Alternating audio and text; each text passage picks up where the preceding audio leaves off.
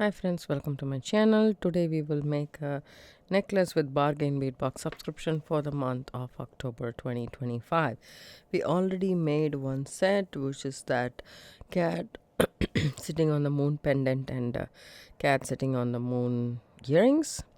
So this is going to be another set.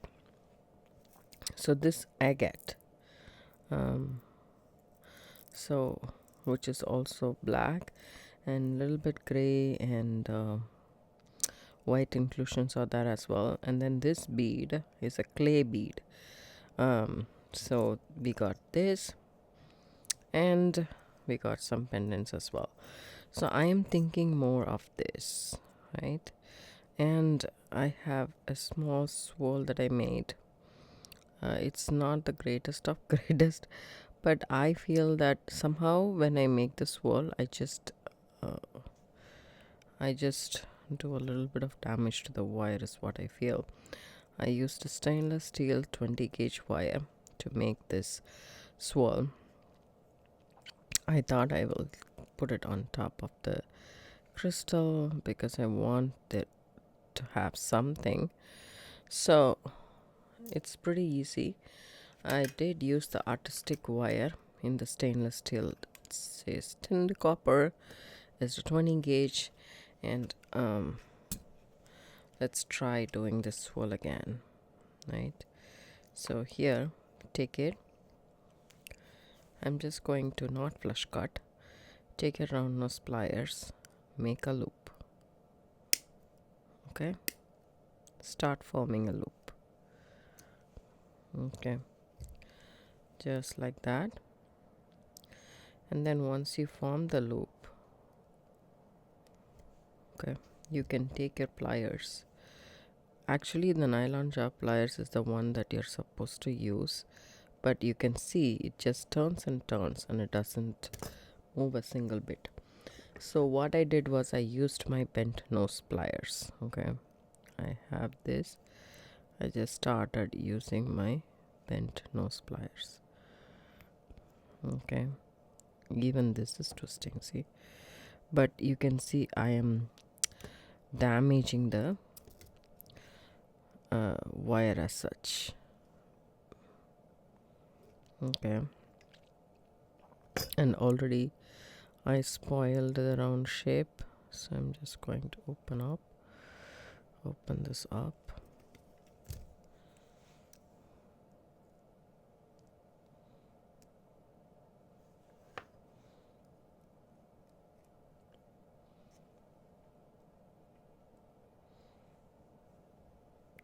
It's better for me to snip this off and start it again, because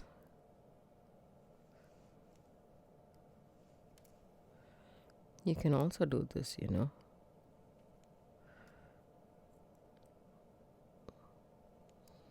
I found great success in this, but you can see, right? Now you can hold. You just make small movements. Do not rush it. It won't look good if you rush it. So just hold with your nylon jaw pliers and just make small turns. Okay.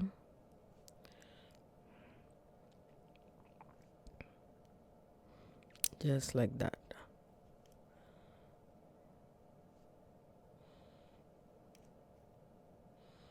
You can stop at any point if you think that swirl is enough. Okay. And then you can snip off. You need to make a loop, so you need to leave space for the loop. But other than that, about say 1/4 of an inch, and take your round nose pliers and make yourself a loop. So you can just come all the way down if you want, and then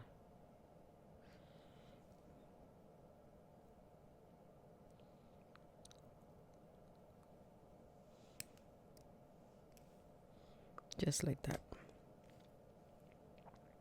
Okay, so that's all. If you want, you can hammer it, but you can see there is this one I have actually, the copper is showing through the stainless steel is what I believe. I don't know if the camera is picking it up or not.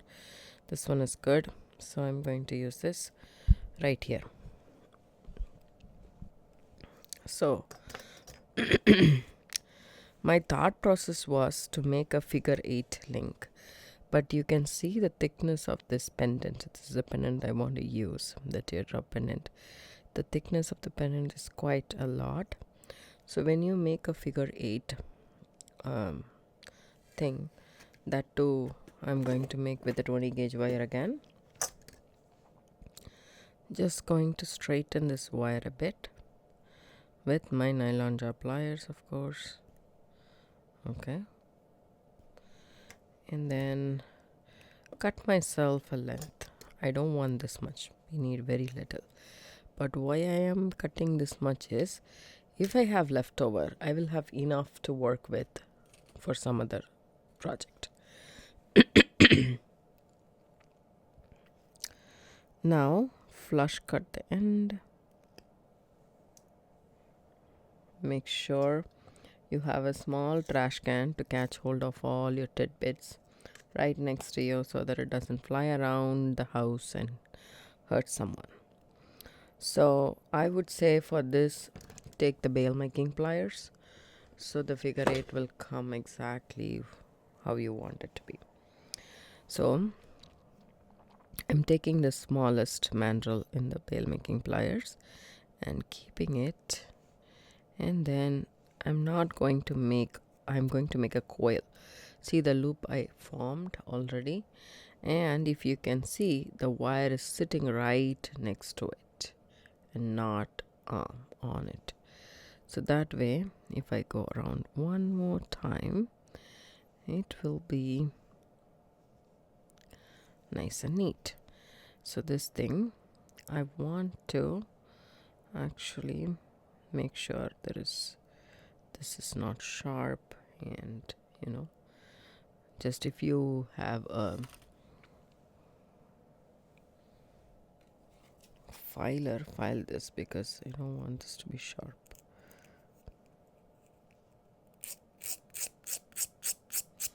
Regular nail file would do. Okay, look at what I did. I removed the stainless steel core as well, but don't worry about it, it's on that side, it'll be fine. So hold on to that. As I said, this one is pretty thick. You want a loop big enough to actually go inside and comfortably. I would say I would do this 1 2 3 4 fourth size is what I want to. So I keep it right here and then go around this and make sure you go around it completely like a figure 8 pattern, right? And then you can snip this off right where it crosses the wire. Where the wire crisscrosses, that's where you're going to cut, right? And now you can hammer this if you want to, but for now I just want to check whether my pendant will go through or not. So I just open this loop up a bit and then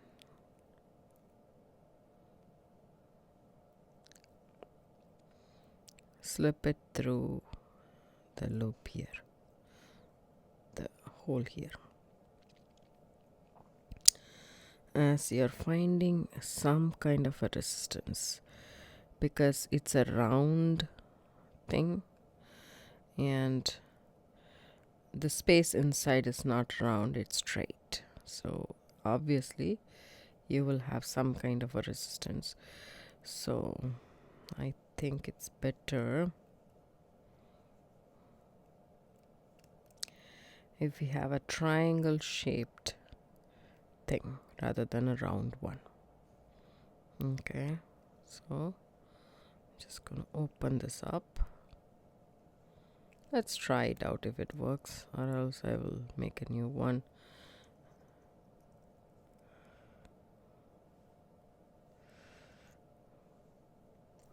Okay. You can straighten the wire with your pliers as much as you can.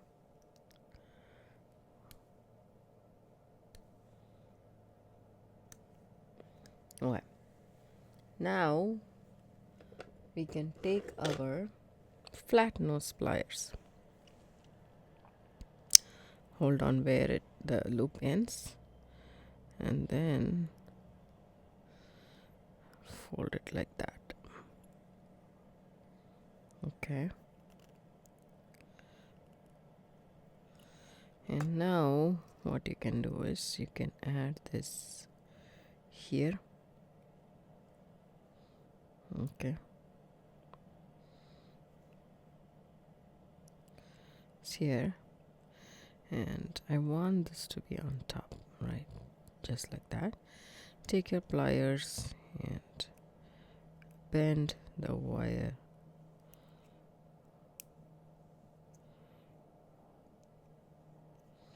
So this is what I want in my mind, but it is not working, of course. Let's take a 6-inch piece of 24 gauge wire. I already actually see this. I have chipped the pendant, so I'm gonna use only 26 gauge wire from now on. So add the swirl on top, and then obviously I want to add this bead spacer also. Let's see how it looks. Okay, and just give some dimension to the piece is all I want to do. Okay, and see if it actually will work or not. It will. So now you can take the short wire and then wrap it around the big wire.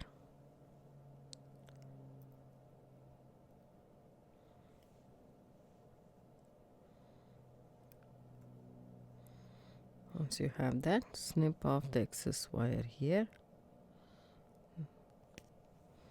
Okay, don't worry about it, it's gonna be wrapped around on the top as well. So take your round nose pliers and then make yourself a bend, go over the round nose pliers, and you can do 2 loops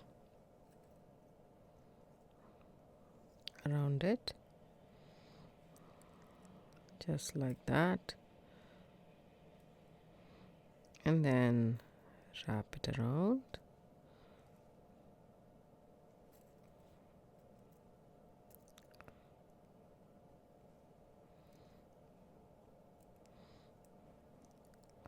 Just like how you would wrap a briolet.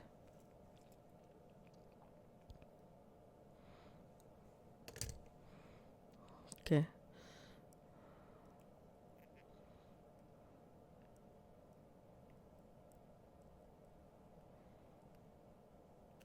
You can wrap on top of this bead. Okay. And then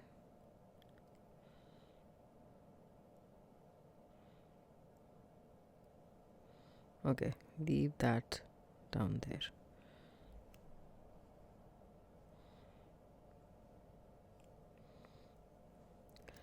Take your pliers and take this and make a loop.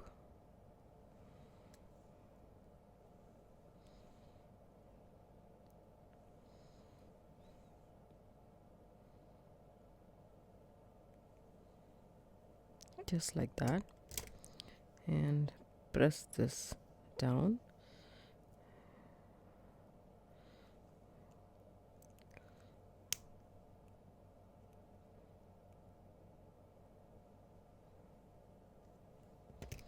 Make it stay on the back of the pendant, just like that, and even that out completely. And I want this loop to be facing this way so that we can add it to our necklace and gently do it with the nylon jar pliers. That's always safe. But press this against the wire, against the bead, the crystal bead.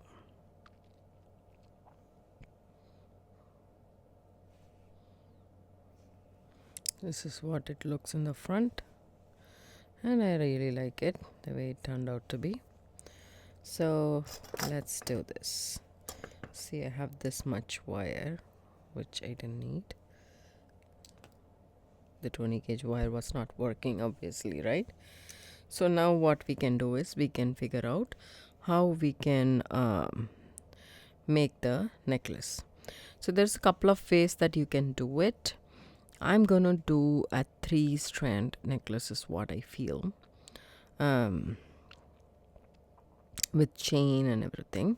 We got chain in the box as well, so I'm gonna use that. And then one is going to be the pendant, the other is this pendant, the teardrop pendant, the other is going to be this, and in between, or I can stop at 2. I'm not yet sure. Let me see if this actually goes through it. Yeah, it does. Comfortably goes through it. Goes through the chain. So if you want, you can do that. Right? That's also a possibility. Or you can do a knotted one, a leather one. There's a lot of opportunity that you can do because the hole is big. The leather one will actually accommodate nicely. Even the thickest leather can accommodate a good one, and then a barrel knot should be good. So you can try that, or else I will come up with the strand for this first and then I'll take care of that. So I have this cord. This is like a cotton cord that I have, probably 2 millimeter, and yeah, 2 millimeters is what it is. And I don't know if the camera is picking it up or not. So back down. So this is what I have. So I cut a piece in from this, and I thought, okay, this pendant needs a bigger hole thing. So it has a bigger hole, so we can use a thicker cord. So this is what I came up with. I have this decorated jump ring that I have in my stash, which I can use a barrel knot with and attach this. And to this you can add chain, you can add the next pendant. If you want to layer necklaces, you can do that. A lot you can do. So this is a chain that I have in my stash that I take it and use it as a jump ring. It's about, say, a couple of dollars. Actually, it was a little bit expensive, but then I thought the use that I'm going to the stuff that I'm going to take advantage of is a lot, so I paid and I got this. And this is a wonderful use as a jump ring than the chain, is what I thought. So I added the bead into this. I finished one end, and I'll show you guys how I finish the other end. So you take this and close this jump ring first. I'm using 2 sets of pliers, my bent nose pliers and my flat nose pliers, to kind of, close this jump ring. Right? Really nice and closed. So now what you do is add it to this. Okay, bring it just like that and make a loop. This is a barrel knot without any tube or so. We are doing it. So check this. Okay, see how I am doing the loop. Take it, go on top of the cord with the tail once, and then crisscross and go on top the other side. See how I'm crisscrossing? That's important. And then I'm gonna come from this side to that side. Okay, I'll show you guys. We need a little bit more cord. So here we go. Once and then twice. One loop first I made to the right, then I made to the left. So take the end and put it through the loop from the side of the jump ring. That's also important. not the other side, right? From the side of the jump ring. Use your pliers if you want to actually get a hold of the tail, just like that, and pull that down. Okay, so this is the loop. Okay, so now adjust it and you're going to tighten it. Before doing that, keep this necklace around your neck and figure out if the size is enough, which I think in my case is fine. So you can wear it like a choker, you can wear it just a little bit down the line, or you can wear it, long, however you want. But for this, with just the bead, I think like just a choker or just below that would be fine. So you pull this cord and then it gets tightened up. Okay, that's a barrel knot for you. It's nice and thick because we are using a thicker cord. Just like that we did. If you add a clasp, you can have this necklace like in minutes, right? That's it. You can put a dab of glue in the knot here and over here, this side, and then snip it off, or you can leave it like that. It's totally up to you. I'm going to put a dab of glue and let it dry for 72 hours, and then I'll cut the short tail. But this is it. With this jump ring, you can use a chain and then attach the pendant that we made here, and then have one more layer of necklace connected actually. So I'm gonna do that. So I added 2 more jump rings here, and then this won't work. Okay, so you need a jump ring to connect the lobster claw to this giant jump ring. So nice and sturdy jump ring. Use 18 gauge, so I keep my stash like this, so that something's either a figure 8 link or an 18 gauge jump ring would do the trick. Why? That's because if you do a thinner jump ring, there is a high chance it might come off. Not with this big jump ring, but with the lobster claw clasp. So you need this.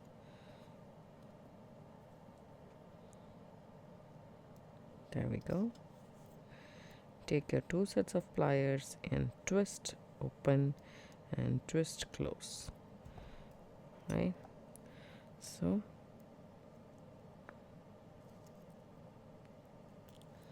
here we go. Our necklace is done and ready. It's a very organic look. I really like the way this turned out to be. It'll be nice when you wear it. It's very unique and you won't find anything like this in the market. So it's one of a kind jewelry. If you wish to buy the jewelry that I make, I'd be more than happy to make a listing for you, and you can buy it from Etsy. Thank you so much for watching. Have a good day. See you in the next video. Bye.